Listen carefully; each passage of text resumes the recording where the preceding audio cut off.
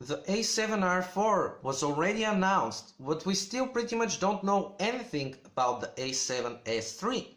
Should you wait for it, or should you buy another camera right now? This video is going to be exactly about that. Also, make sure to hit that subscribe button below so that you don't miss my update videos about the Sony A7S III whenever we know more news about it. Now, on to the actual video. There are two main things that the Sony A7S series have as a signature. First, these cameras are for video. They are mirrorless cameras, of course, they take great photos too, but they are intended for video of the A7 line. There is also the A7R, which is, in my opinion, much more towards taking photos, and the higher megapixel count is suggesting exactly that. So with video being the first thing, the second thing that is very specific, even more specific about the A7S series, is their low light performance.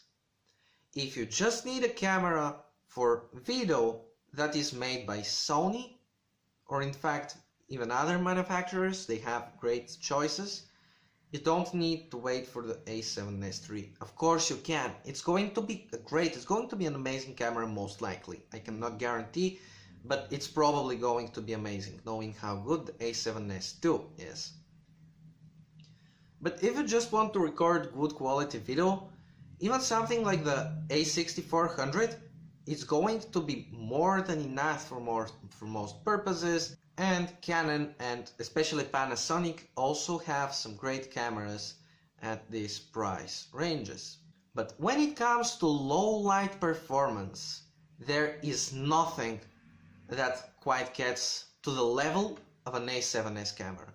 Even a Red Cinema camera, these cost like $30,000.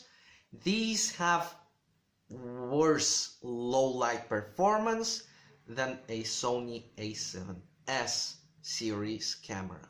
So if you need a low light camera, I honestly would advise you to wait. The A7S II is already pretty old, and it's like almost a 5-year-old camera or something like that. It's very old, and I don't think it's worth buying it at this point because its price hasn't even dropped that much, because the A7S III has not yet been released. So no matter if you want to buy the A7S II or the A7S III, of course, you should just wait for the A7S III to come out. And at that point you're going to also have the choice of probably buying the A7S II cheaper. There are probably going to be many people selling their used ones on eBay who are upgrading to the A7S III.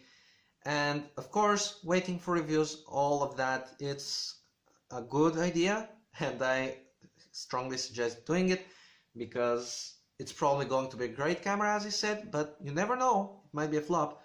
So yeah, if you just need a camera for video, there are many other choices, and if you need it now, get some other Sony or Lumix camera from Panasonic. It's gonna do the job for you. But if you need a camera for video and low light performance, or you want a Sony specific best mirrorless camera for video, then I would advise you to wait and get the A7S III. In my opinion, there isn't much point in getting the A7S II now that it is so old.